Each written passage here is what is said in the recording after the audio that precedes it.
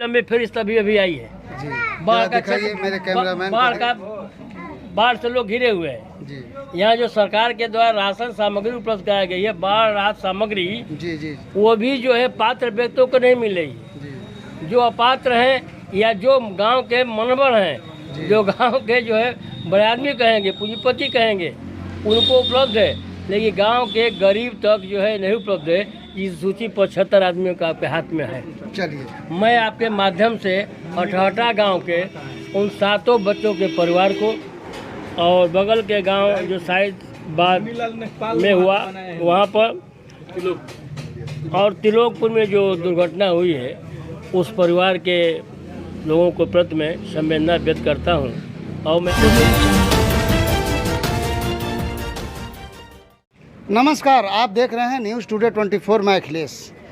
कहा जाता है कि देश का विकास गांव की सड़कों से, गलियों से और चौबारों से होता है, लेकिन गाजीपुर जनपद में जिस तरह से बाढ़ की त्रासदी में यहाँ के रेवतीपुर ब्लॉक के अठहटा गांव में जिस तरह से नाव दुर्घटना हुई और असमय काल के गाल में लोग समा गए, और उन मृतकों के प्रति हम नमन करते हैं। साथ ही यहाँ की जो दुर्व्यवस्था है, आज़ादी के बाद भी गांव की पगडंडियाँ चीख चीख कर बोल रही हैं कि विकास नहीं हुआ है। अगर विकास हुआ होता तो ये गांव के मासूम लोग असमय काल के गाल में नहीं समाते।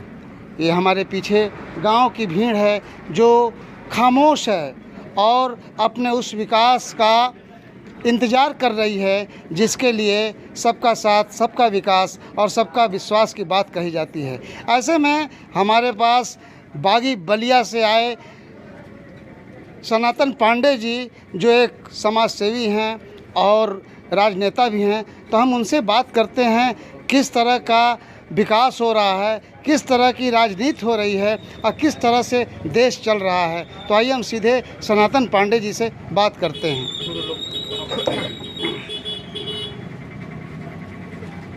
पांडे जी, न्यूज़ टुडे 24 में आपका स्वागत है।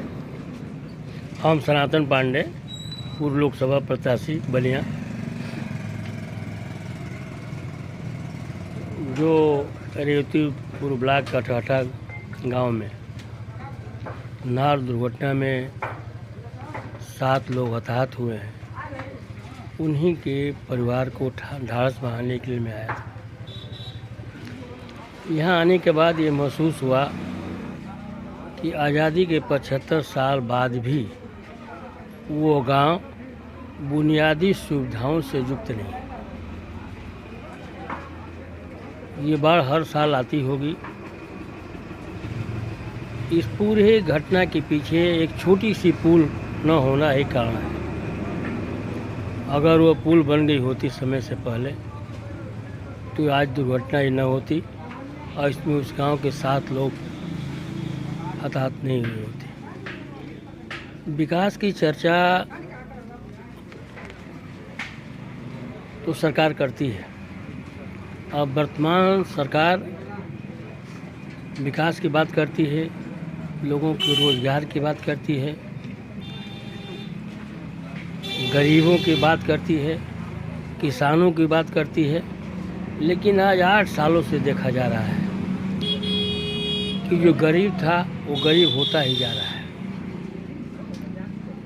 जिस वादों को लेकर के भारतीय जनता पार्टी आई थी नौजवानों को रोज़गार देने के लिए, वो रोज़गार जो है अपने आप को ठगा महसूस कर रहा है।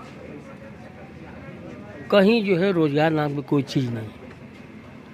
किसान अपने को ठगे महसूस कर रहे हैं। जब किसानों के पास गेहूं था तो उसका 1819 रुपये रेट था। जब वह गेहूं व्यापारियों के पास पहुंच गया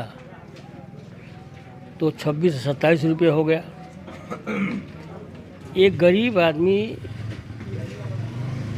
ही ऐसा है इस हिंदुस्तान में जिसकी चर्चा सभी लोग करते हैं, लेकिन गरीब की मूलभूत आवश्यकताओं पर सिर्फ ढिढोरा पीटा जाता है। उसकी आवश्यकता को पूरा करने के लिए यह सरकार कोई भी ठोस कदम नहीं उठा रही। आटे जो हम आम आदमी की आवश्यकता का चीज़ है, आटा पर टैक्स लगा देना, दूध पर टैक्स लगा देना।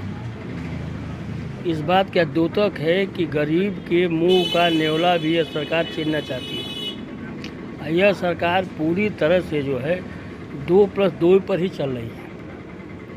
इस सरकार को सभी विभाग के सभी मंत्री नहीं चला रहे हैं, ये सब दिखावे के लिए रखे गए हैं। इस सरकार को अमित शाह और मोदी, ये 2 ही आदमी इस देश को चला रहे हैं और इस देश में 2 ही व्यापारी इनको मिले हैं और कोई तीसरा व्यापारी भी इनको नहीं मिला है, एक अडानी और अंबानी। सारा कुछ जो है अडानी अंबानी के हाथों में पहुंच जाए, यही जो है भारतीय जनता पार्टी के नेतृत्व की मंशा है।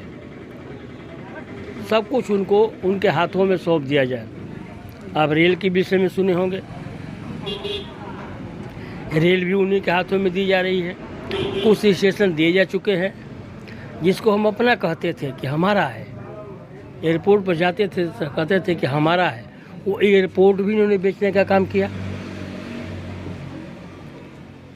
आज जब हम अठाटा गांव में जा रहे थे तो जो सड़क है वो भी मैंने देखा, बाहर से घिरे हुए लोगों को भी मैंने सुना।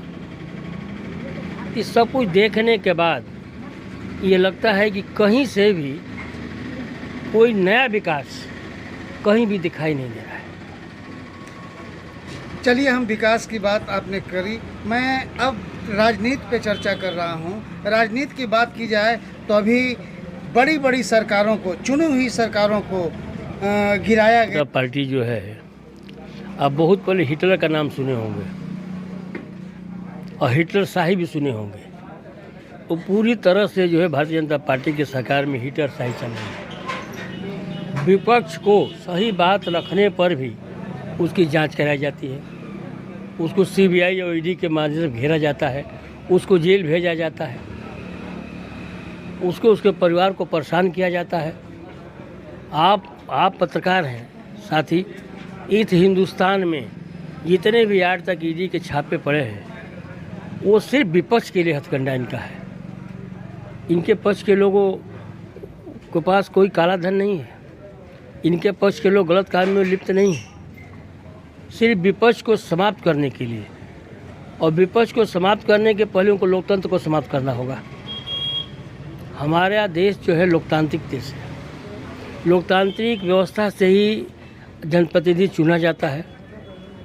उस जनप्रतिनिधि को चुनने के बाद ये अपने सत्ता का दुरुपयोग करते हुए उनकी खरीद फरोख्त रोज़ आप अखबारों में पढ़ते होंगे, रोज़ टेलीविज़न में आप देखते होंगे कि जनप्रतिनिधियों को लालच देकर और डरवा कर उनको खरीदा जाता है और अपने पक्ष में किया जाता है। और जिसका उदाहरण आपने बताया कि महाराष्ट्र भी है। नहीं, हम नहीं बता रहे हैं, हम भी कर रहे हैं, हम भी देख रहे हैं। महाराष्ट्र देख ही रहे हैं, झारखंड को आप देख ही रहे हैं। पहले जो है गांव पंचायत ब्लॉक प्रमुख के चुनाव में सुना जाता था कि BDC को फलाने लोगों लेकर चले गए हैं। अब तो जो है जो विधायक जो है 4 लाख का जो प्रतिनिधित्व करता है, वो विधायक भी जो है आम नागरिक से गया गुजरा है। उसको बचाने के लिए वो एयरपोर्ट पर ले जाइए, उस होटल में रखिए, वो सुरक्षा की व्यवस्था कीजिए। जब आपका चुना हुआ जनप्रतिनिधि सुरक्षित नहीं है तो आम जनता सुरक्षित कैसे रहेगी? बात आपकी चलिए सुरक्षा और सुरक्षित पर भी हो गई। अब जो शब्द हैं, जो आपस में राजनीति के लोग, नेता लोग आपस में एक दूसरे पर कटाक्ष करते हैं, उन पर क्या कहेंगे? देखिए, हम लोग समाजवादी हैं। अब संपूर्ण समाजवादी पार्टी जो है लोकतांत्रिक व्यवस्था पर ही कायम है। हमको आज भी लोकतंत्र पर और जनता पर विश्वास है कि भारत का संविधान अगर बचा रहेगा तो लोकतंत्र बचा रहेगा, और लोकतंत्र बचा रहेगा तो हम लोग भी बचे रहेंगे। भारत का संविधान बचेगा कैसे? विपक्ष तो कई खेमों में बटा हुआ है। देखिए, ऐसा है कि जब भारत आज़ाद नहीं था, जब भारत अंग्रेज़ों का गुलाम था, तो हर आदमी नहीं खड़ा था। बहुत कम लोग ही अंग्रेज़ों का विरोध किए, और होते होते होते होते पूरे हिंदुस्तान में, चाहे हिंदू हो, चाहे मुसलमान हो, चाहे सिख हो, चाहे ईसाई हो, सभी लोगों ने अपने अपने तरह से जो है किसी न किसी जनपद में स्तर पर विरोध करने का काम किया और अंग्रेज़ों को नुकसान पहुंचाने का काम किया। उनके बंदूक और तोपों के आगे जो है अपनी जवानी को देने का काम किया। तब अंग्रेज़ डर गए और देश छोड़कर करके भाग गए।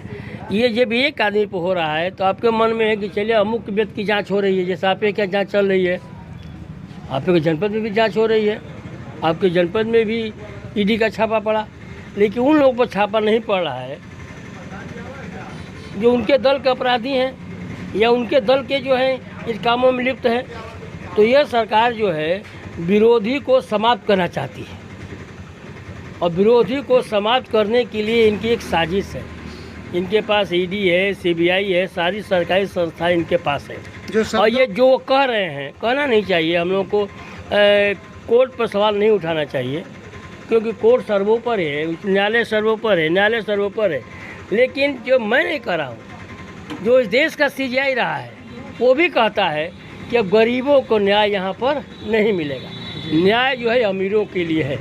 जब चीफ जस्टिस ऑफ इंडिया इस बात को कहता हो तो मैं भी इस को दावे के साथ कह सकता हूँ कि यहाँ पर न्याय गरीबों के साथ नहीं है। अब यहाँ पर न्याय बिकता है और अब पानी सर से ऊपर उठ चुका है। सभी, चाहे हिंदू हो, चाहे मुसलमान हो, चाहे अगड़ा हो, चाहे पिछड़ा हो, ये सभी लोग जो उस दिन को याद करेंगे जब देश गुलाम था और हमारे परिवार के लोगों ने, हमारे ख़ानदान के लोगों ने, हमारे समाज के लोगों ने अपने प्राणों की आहुति देकर इस आज़ादी को प्राप्त किया था। इस आज़ादी को हम अपने व्यक्तिगत स्वार्थ में और जात के नाम पर, धर्म के नाम पर इसको हम बर्बाद नहीं होने देंगे। ये सारे लोग उठ खड़े होंगे और आने वाले 2024 में जो है इनकी ये केंद्र में सरकार नहीं रहेगी। पिछले दिनों अखिलेश यादव पर लोगों ने कटाक्ष किया था, मैं उसकी बात कर रहा हूँ। देखिए, हमारे नेता पर कटाक्ष करने को उन लोगों को छूट है, लेकिन हमारा नेता अंदर से बहुत मजबूत है। अगर उनके पास ताकत है, अगर मोदी जी के पास ताकत है और योगी जी के पास ताकत है तो अखिलेश यादव को भी जांच करा के जेल के सलाखों में भेज दें, तब मैं मानूंगा कि हमारा नेता कहीं से गलत है।